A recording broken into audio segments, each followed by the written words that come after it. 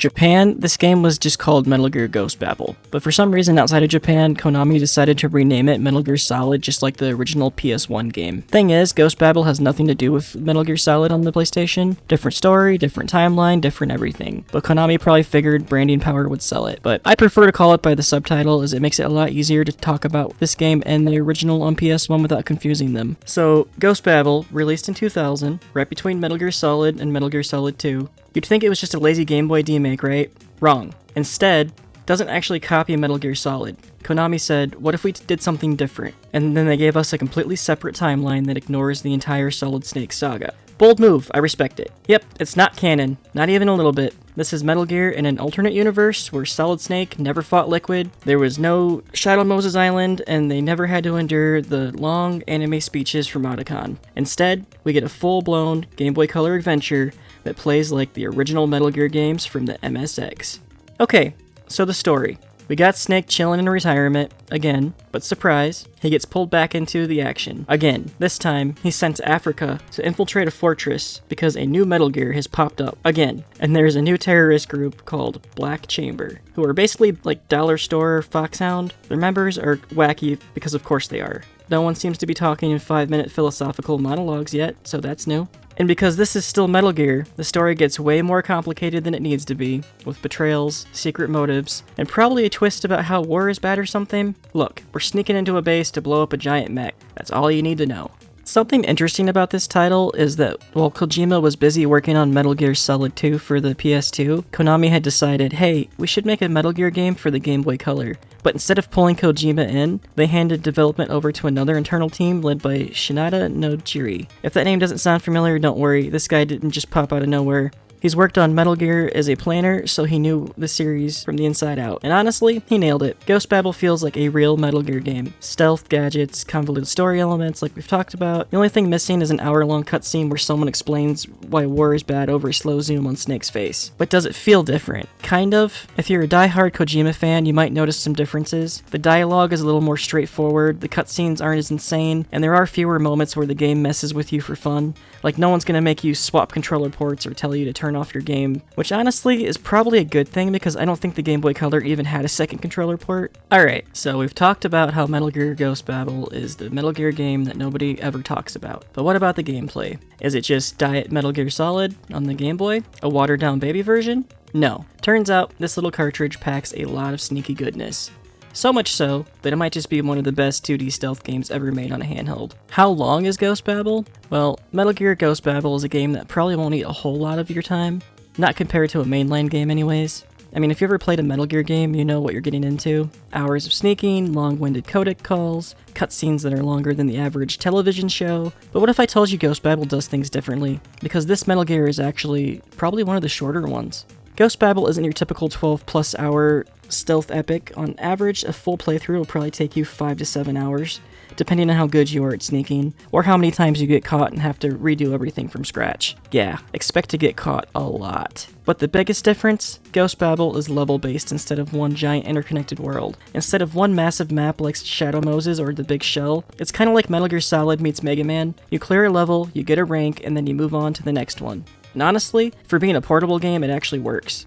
You can even replay past missions to improve your rank, so if you get an embarrassing D rating because you tripped every alarm in existence, you can go back and try again. It adds a cool little arcade feel to it that gives you a chance to replay the game without having to replay the entire game in one sitting. So does level-based work for Metal Gear? Honestly, because of the smaller screen size and hardware limitations, having a clear mission objective keeps things from getting overwhelming. One level might have you sneaking through a jungle, the next could be all about defusing bombs, and suddenly, boom, you're in a full-on boss fight. So yeah, Ghost Babel is a Metal Gear game, but without the 20-minute monologues and 10-hour sneaking sections.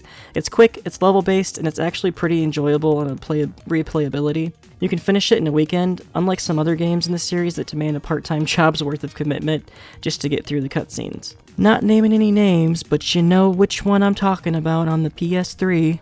I mean, this game is something I really never played as a kid, even though I was a big Metal Gear fan. I really didn't even know it existed until, like, later on. I found videos of it on YouTube and kind of looked into it, and it's kind of an oddity, but for all of its weird quirks, I kind of think it's a decent handheld game, and it's definitely worth checking out, even if you're not a fan of Metal Gear. Did Kojima even acknowledge this when he was at Konami? So fun fact, Kojima actually praised Ghost Babel. In later interviews, he said he was impressed by how well the team captured the Metal Gear formula and spirit, despite it being a completely separate project from his mainline series. Which, coming from a guy who's very particular about his games, is a pretty good compliment. And honestly, he's right. Ghost Babel might not be canon, but it's one of the best non-Kojima Metal Gear games ever made. Not that there's much competition. Yeah, we're looking at you, Metal Gear Survive. Ugh. At the end of the day, Ghost Babel proves that a Metal Gear game can be great without Kojima at the helm. It's got the stealth, the story twists, and it's just enough weirdness to feel like a Metal Gear game, but without all the over-the-top Kojima-isms that we're used to. For better or worse, Ghost Babel is actually a pretty good game, in my opinion. So Ghost Babel plays a lot like Metal Gear 2, Solid Snake on the MSX.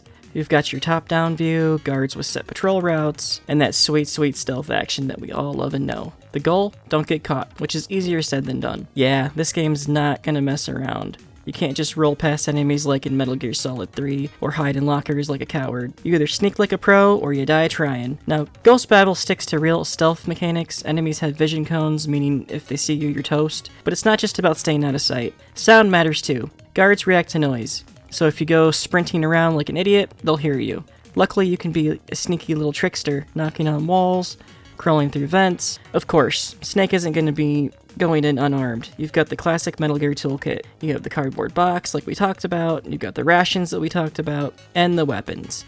There's grenades, there's a machine gun, there's the regular pistol, and you've even got the classic cigarette. Though for some reason they call it a smoke stick, I don't know. But yeah, this isn't Call of Duty. Shooting your way out is not the best idea. Guns are there for whenever things start to go south. We don't want to stick to the sneaking part. I mean, come on, it's a stealth game. One of the coolest parts, the missions change things up. Sometimes it's a simple get to the exit stuff, but other times you gotta defuse bombs, rescue hostages, or even fight bosses who have no chill whatsoever. Gameplay-wise, Ghost Babel nails it. It's got everything you'd want from a Metal Gear game. Different mission objectives, changing environments, and even some weather effects that make things feel like a real Metal Gear game instead of just a handheld knockoff. But is it fun though? Well, the short answer is yes. But also no. If you're used to the modern Metal Gear handholding, this game doesn't really mess around with that. Guards have actual vision cones, you're getting caught usually means you're toast, there's no easy hiding spots, there's no tranquilizer guns. This is old school stealth, and it's tough. But once you get used to it, man, it's actually really fun. Oh, and there are VR missions, because every Metal Gear game apparently needs to have VR training. There are a variety of fun little challenges that let you practice sneaky stuff without the pressure of the main game storyline. Or if you're like me, you'll probably just fail them repeatedly and give up. Either way, they're a nice bonus. So Metal Gear Ghost Babel. Is it worth playing today?